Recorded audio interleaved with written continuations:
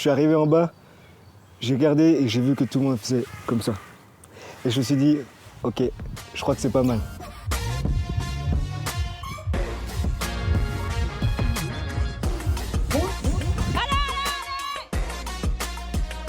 Quand j'ai vu ma coach après, et j'ai senti que ça pouvait être bon. Et c'est au fil du temps, quand on voit les autres pilotes arriver, que tu restes en fait pas mal. Le chrono est bon, donc tu restes en haut. Et j'étais complètement ailleurs à ce moment-là. C'était incroyable, vraiment. En temps de 3:30:77, aujourd'hui, il est vice-champion suisse, c'est Junior Paré.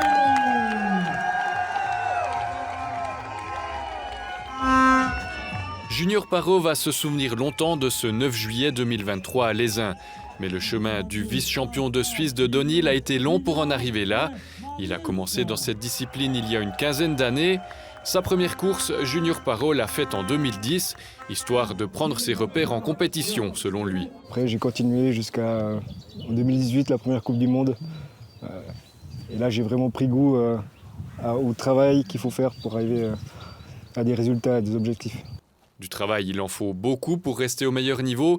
Il se fait d'ailleurs coacher par une pointure de la discipline, bien connue dans la région, Émilie Siegenthaler.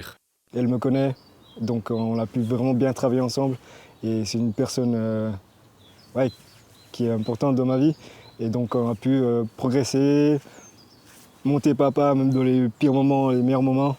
Et c'est pour ça que quand on a fait justement cette deuxième place, c'était incroyable pour moi. C'était vraiment incroyable.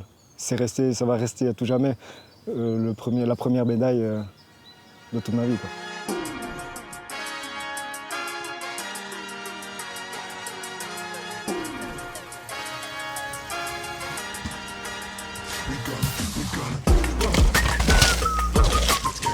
Et pour briller, il faut faire des sacrifices.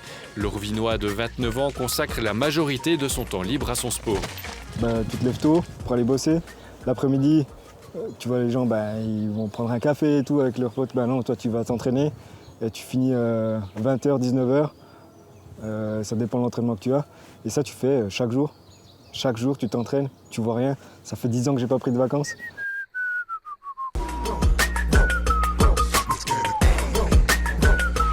Pour réussir pendant la saison, il faut un travail énorme pendant l'hiver. On ne peut pas simplement venir, cette année, je vais faire une année de World Cup. Et puis, non, il faut faire une préparation physique, déjà pour résister aux chutes, aux petites chutes que tu vas faire. Et ensuite, préparer ton souffle, ta pompe. Donc, tu fais des intervalles. Et ça, dans toute la semaine, par exemple, tu fais 3 jours de force, et tu rajoutes 1 jour d'intervalle, et puis 2-3 bricoles de pump track ou des trucs comme ça. Pour avoir justement la technique, la force et tout. Être le plus près possible pour arriver à commencer tes compétitions, quoi, pendant la saison. Mais pour être un bon pilote, il faut encore un autre ingrédient. Si tu as confiance, tu fais des trucs de dingue. On n'est même pas prêt. On se dit, mais comment j'ai fait ça? Non, c'est parce que tu as confiance et tu fais des gros jumps, tu fais des énormes trucs parce que tu as confiance en toi. Ouais. Il y a une différence entre avoir confiance et puis être une tête brûlée. Ça va ensemble? Alors je dirais que ça va. Quand tu fais du vélo de descente, je crois que ça va un peu ensemble.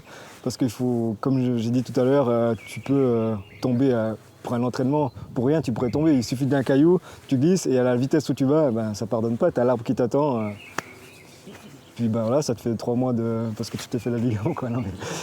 C'est pour ça qu'on travaille physiquement pour résister à ce genre de chute, quoi. Le Rovinois connaît la piste de Macolin comme sa poche, c'est son terrain d'entraînement principal, mais il est conscient qu'il y a toujours des risques, particulièrement si la piste est humide, comme ce samedi matin. À chaque fois que je reviens sur cette piste, je me dis dans la tête, ok, fais attention, peut-être pour la première descente, tu risques de tomber. À chaque descente, tu peux avoir un risque de tomber. Même si je suis safe, je me dis, il n'y a pas de problème. Je dois quand même gérer, quoi. Parce que on peut tomber à n'importe quel moment. C'est vraiment un drop après à droite. Ah, nous connaissons déjà le drop. Mais ici, tu prends aussi le straight line. Non, je prends ça. Par exemple, aujourd'hui, comme on peut le constater, c'est mouillé. Du coup, on doit adapter la vitesse Et pas trop freiner fort, essayer de doser son freinage. Parce que sur les cailloux, si on freine trop, on peut tout de suite se faire balayer. Et puis, ouais, il faut vraiment gérer sa vitesse par rapport à la météo.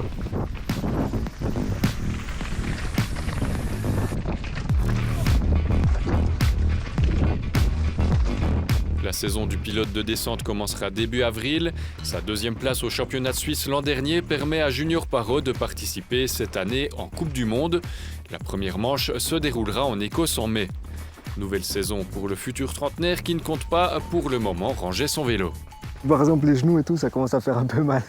Ça s'approche en tout cas. Ouais. Tu dois faire ça combien de temps encore du vélo de descente? J'ai pas... À chaque fois, je dis 2 ans. Dans 2 ans, j'arrête. Mais chaque année, l'aventure est tellement belle que je continue en fait. Ça fait combien de temps que tu dis que tu arrêtes dans 2 ans? Ça fait 2 ans du coup. Là, je vais pas... Je continue jusqu'à... Je mets pas de fin. On verra bien où ça mène.